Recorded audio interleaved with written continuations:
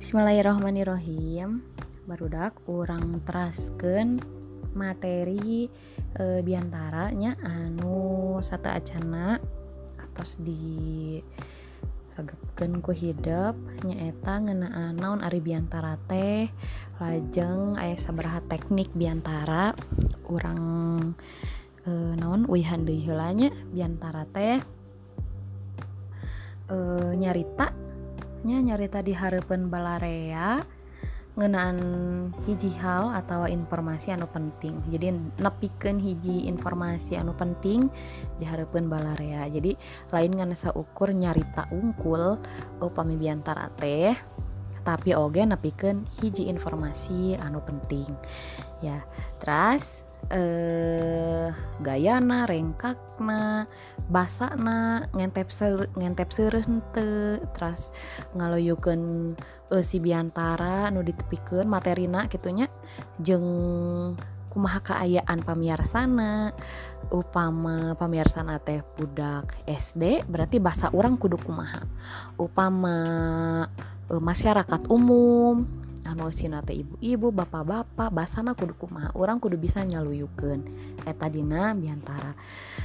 Lajeng aya bagian-bagianna nya strukturna ieu mah gampil, aya salam bubuka, lajeng bubuka, teras runtuyan eusi, dilajeng kana panutup sareng salam panutup. Ya janten bubuka teh sanes ngan ukur assalamualaikum wungkul, eta mah assalamualaikum mah salam bubuka. Sanes assalamualaikum wungkul tiasa oge salam sejahtera, Om Swastiastu sareng sajabina, eta kangge agama anu sejen kitu nya. Urang lajeng kana padika jeung gaya basa biantara. Sapertos anu atos dijelaskeun ku ibunya anu tos didadarkeun naon teh namina teh teknik biantara teh aya opat nyaeta dadakan atawa impromptu, lajeng extemporan atawa catatan ringkesan, anu katilu aya naskah, dibaca naskahna, anu pamungkas aya talaran.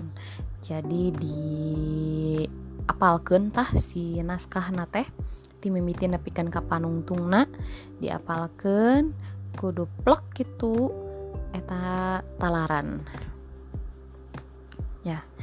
Nah, anapun gaya biantara unggal jalma teh pasti beda-beda gumantung kana kamampuna sewang-sewangan. Ngan sacara khusus bisa dipasing-pasing jadi genep gaya.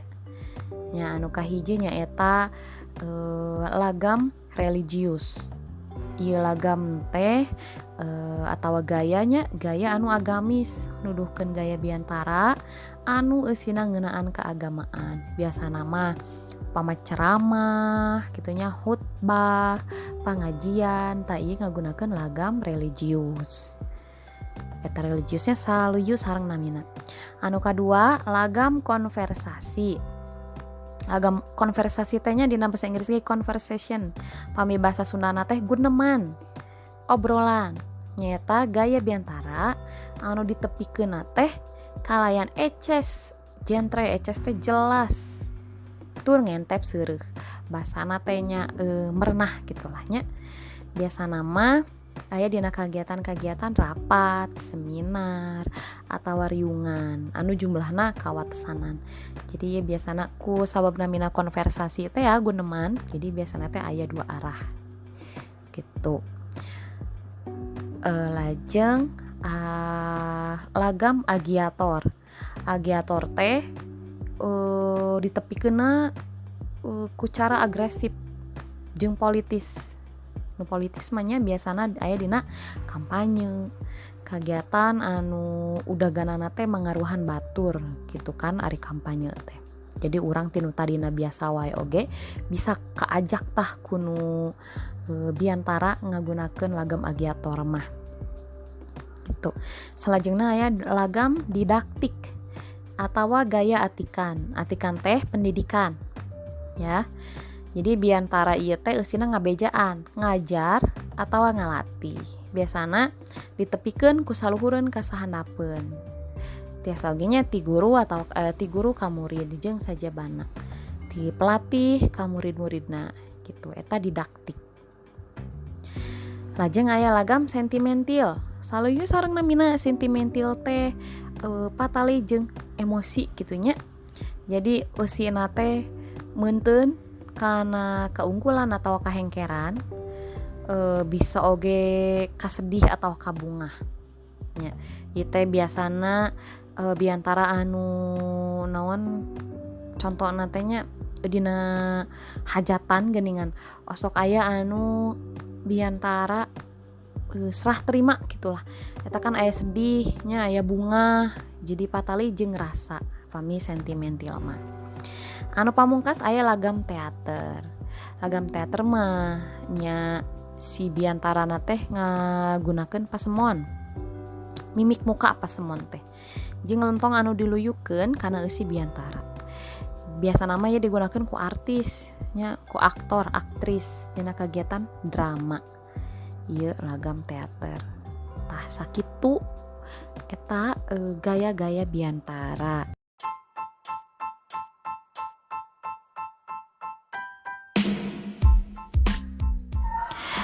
Lajeng panutupna aya pancen teh pek sawalakeun ku hidup jeung babaturan sabangku ngeunaan naon ari padika jeung gaya biantara teh.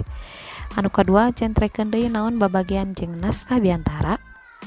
Anu pamungkas coba teang saha tokoh orator di Indonesia anu alus biantarana. Tetelakeun ku hidup eusi biantaran anu kasohor. Sakitu anu kapihatur. Assalamualaikum warahmatullahi wabarakatuh.